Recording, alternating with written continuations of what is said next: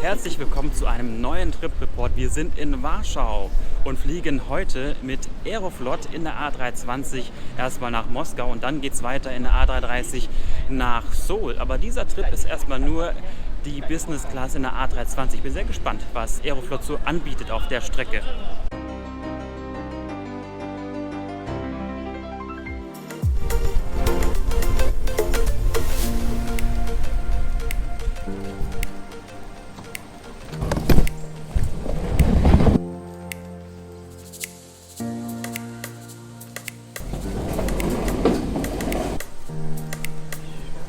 Das war jetzt quasi der Sicherheitsbereich, die SICO, ging recht fix, aber man ist hier in Warschau sehr, sehr genau. Also ich wurde ganz genau abgetastet, ich weiß gar nicht warum. Naja, egal. Jetzt sind wir drin, wir können jetzt in die Bolero Lounge gehen. Wir haben ungefähr 2 Stunden oder 1,5 Stunden Zeit bis zum Boarding. Und übrigens, Aeroflot öffnet das Check-in erst 2 Stunden vor Abflug. Das heißt, man muss nicht ganz so viel Zeit mitbringen. Das Instagram nicht mal machen für dich? Nee.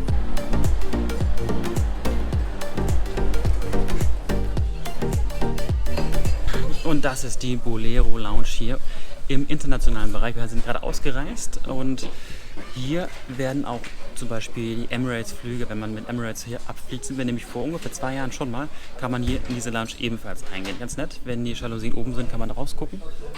Jetzt gerade nicht, aber ich denke, kommt auch gleich nochmal ein Flieger. Vielleicht habe ich ja Glück, wir haben noch ungefähr eine Stunde Zeit hier, werden was essen. Wir haben noch gar nicht viel gegessen heute.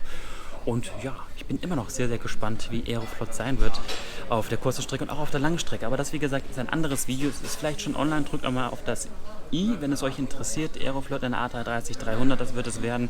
Business Class nach Seoul.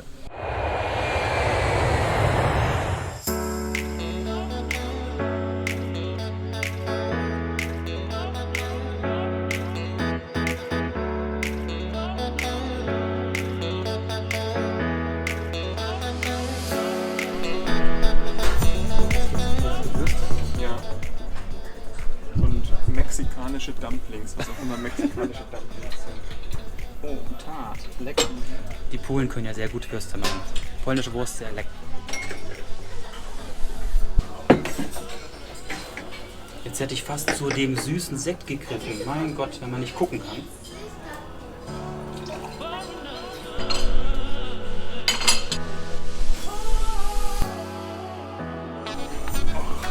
So sieht's ja aus. Sehr interessant, was es hier zu essen gibt. Eine Suppe, ich glaube, da ist auch Gurke drin, mit Kartoffeln, also so ein bisschen böhmische Kost. Lecker. Also eigentlich mag ich das ja. Wenn ihr mit Aeroflot fliegen solltet, denkt mal daran, vorher euch die App runterzuladen. Aeroflot App ist sehr gut. Ich wurde informiert, dass sich das Flugzeug geändert hat, also nicht das Flugzeugart, sondern mit Kennzeichnung des Flugzeuges, dass es da ein anderes geworden ist. Und es wird auch sofort informiert, dass das Gepäck an Bord ist. Und sollte sich irgendwas verändern an Flugzeiten, gibt es sofort eine Push-Mitteilung. Also sehr, sehr gut ausgedacht. Das war jetzt die Bolero Lounge hier in Warschau. Jetzt geht es aber ab zum Gate 10N ist unser Gate.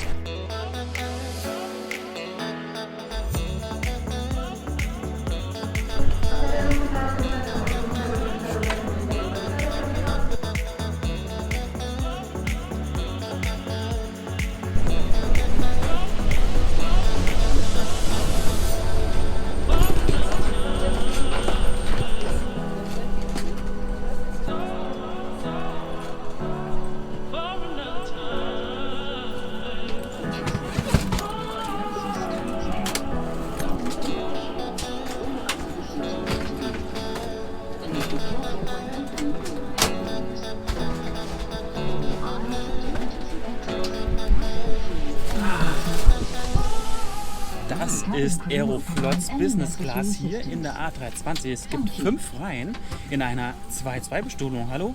Das habe ich jetzt überhaupt nicht erwartet. Es ist wieder mal wesentlich besser als jede Business Class in Europa. Nicht jede, aber die meisten. Ich bin ja mal gespannt, wie der Service sein wird. Aber Sitze sind schon mal sehr gut. Was gibt es hier noch so alles am Platz? Es gibt ein Kissen, eine Packung mit einer leichten, dünnen Decke. Ja, das war es auch erstmal. Natürlich hier noch ein paar Magazine, Safety Card, Mülltüte. Und hier rechts ist die Bedienung für den Sitz. Guck mal. Der ist es nicht. Das ist er. Ey, wow. Die Kiste geht ja ganz schön weit zurück. Also, das ist fast schon wie ein Premium Economy Sitz, nur noch breiter. Das ist schon cool.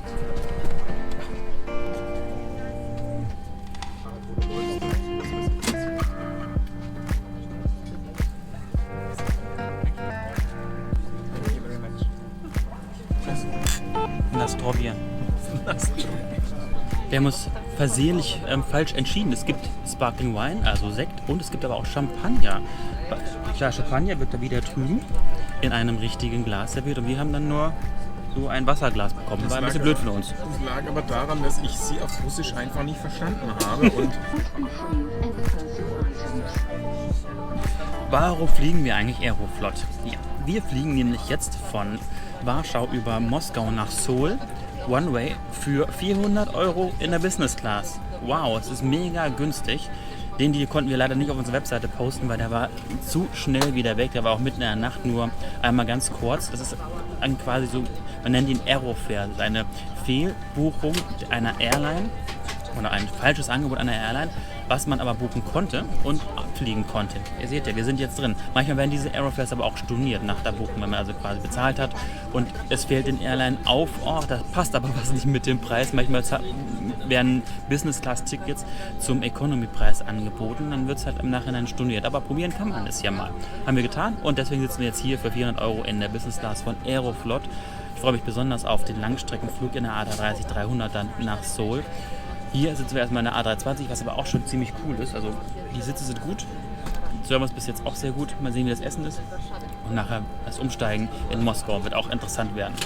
Und das Tolle daran, wir sammeln die volle Anzahl an Meilen bei SkyTeam. Aeroflot gehört zu SkyTeam und wir können bei KLM, bei Flying Blue, da sammeln wir unsere SkyTeam-Meilen, richtig viele Meilen für diesen Flug uns gut schreiben lassen, was genau Meilen bedeuten, was ein Status bedeutet. Das haben wir euch in einem Video bereits erklärt, am besten mal auf das i drücken. Ein Status ist sehr, sehr wichtig, besonders wenn man mal Economy fliegen möchte, kann man dann mit einem Status auch mal eben vor dem Flug in die Lounge gehen. Das ist der beste Vorteil überhaupt. Also ich kann hier mit einem Stift schon auswählen, was ich essen möchte, muss meinen Sitzplatz noch eintragen. Das sieht sehr gut aus hier. Was ist denn Maincourse? Das ist jetzt nur die Getränkekarte hier. ich wollte schon sagen, das ist hier riesig.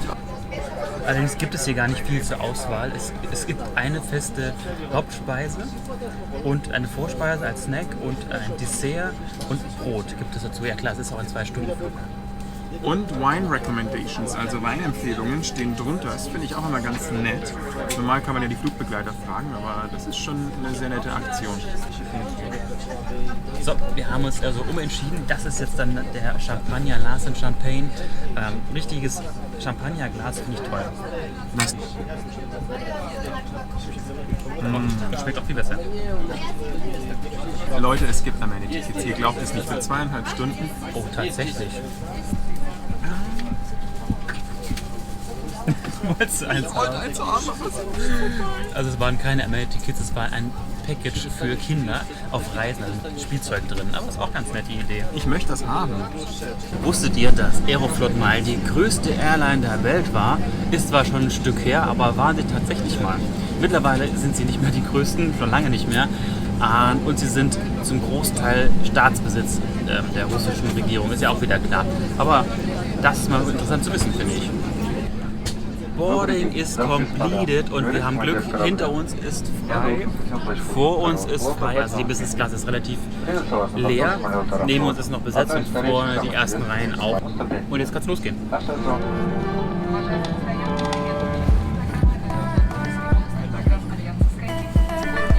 Ich tu mal so und lächle, als wenn ich sie verstehen würde. Sie lächelt auch zurück.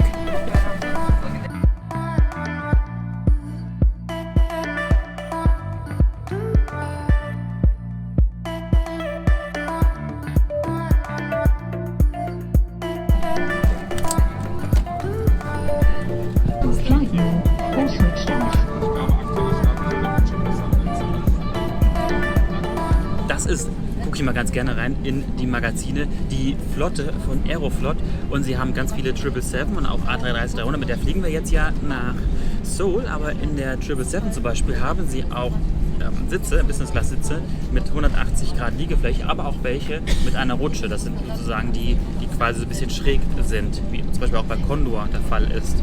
Ja, ursprünglich bei meiner ersten Buchung war auch eine 777 eingeplant mit einem Flat Bed, also einem flachen Bett. Jetzt haben sie das ja auf A330 geändert, was ich jetzt nicht so schlimm finde. Der Flug ist 8 Stunden ungefähr nach Seoul. Das werden wir schon überleben in einem nicht ganz so flachen Bett. Gut, aber das, wie gesagt, ich gucke mir ganz gerne in den Magazinen die Flotten an. Sie haben eine ganze Menge an Flugzeugen und sie haben auch neue Flugzeuge bestellt, A350 und Dreamliner ebenfalls. Auslieferung steht da nicht fest, aber wird demnächst auch irgendwann mal der Fall sein.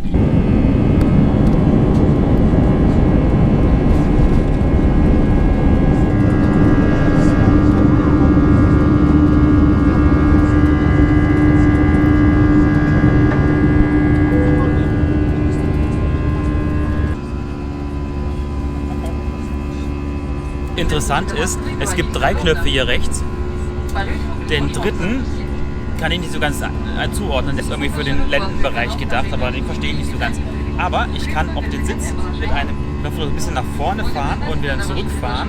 Und natürlich habe ich die Rückenlehne so weit nach hinten, das ist richtig bequem hier. Und hier vorne auch noch eine Fußstütze.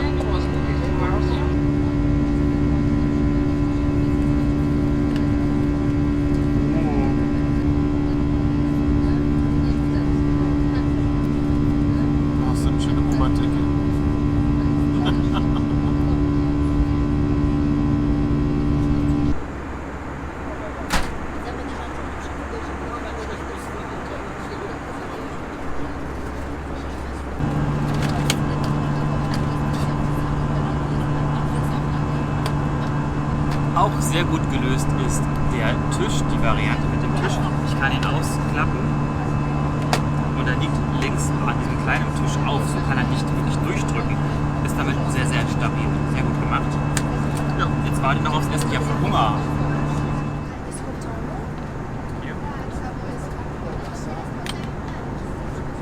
Und das heiße Tuch wird auf einem Porzellanschälchen serviert, kann man fast schon sagen. Es tut aus wie was zu essen. Ja, ich bin bis jetzt mega überrascht, wie viel Service Aeroflot anbietet. That's good, thank you. Thank you. Also das ist das Aeroflot Essen-Menü hier auf dem kurzen 2-Stunden-Flug und es sieht ganz lecker aus. Es ist zwar eine kalte Platte, okay. Dann sind hier Nudeln dabei, sieht aus wie ein bisschen mit Tomatensauce, ein Tiramisu. Mehr will ich gar nicht. Sieht sehr, sehr lecker aus und es duftet auch gut. Ja, gucken, wie es schmeckt.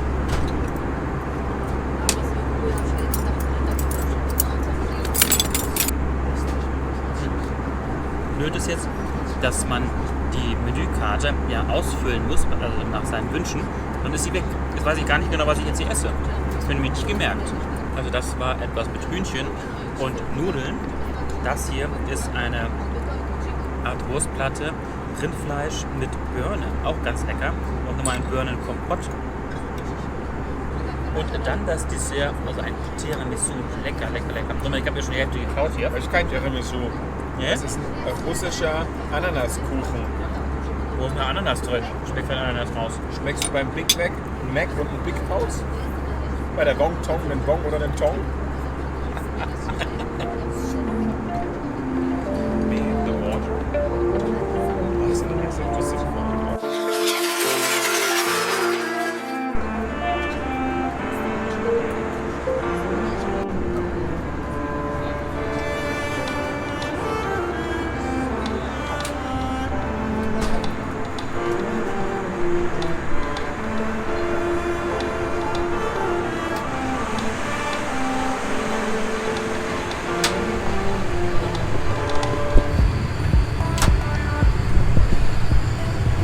Das ist dann die Toilette hier in der A320.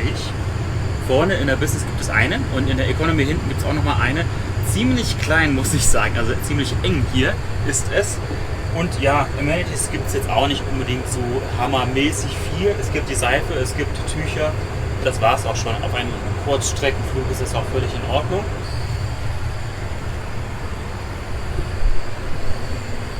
Was ich mich schon immer gefragt habe, Hat eigentlich schon mal irgendwer tatsächlich die Steckdose benutzt hier zum Rasieren? Ich habe das noch nie gemacht, wenn überhaupt.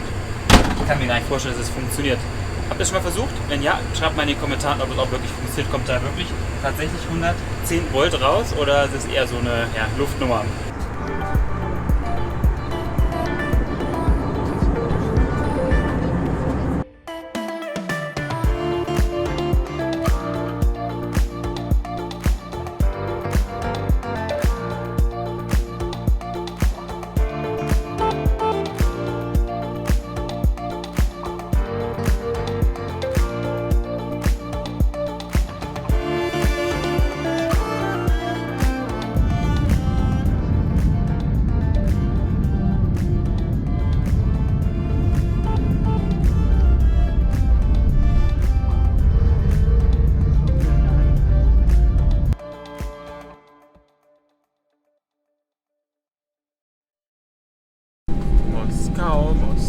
Moskau ist eine schöne Stadt.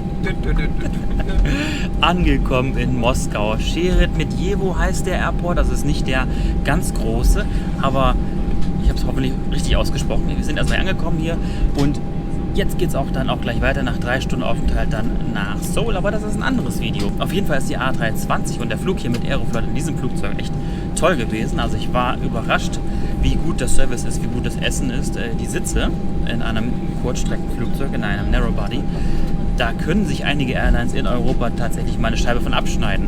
Habe ich jetzt erst kürzlich auch bei Turkish Airlines gesagt, ist aber wirklich so. Also man findet sehr, sehr selten solche Business-Class-Sitze und so einen Service in Europa. Warum auch immer. Ich verstehe es nicht.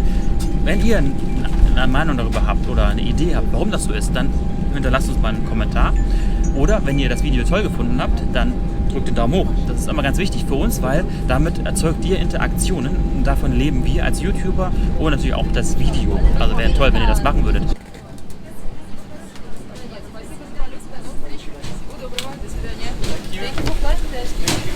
Aber wir haben eine Außenposition, es ist arschkalt hier in Moskau. Gottes Willen, bestimmt minus 10 Grad. Oh.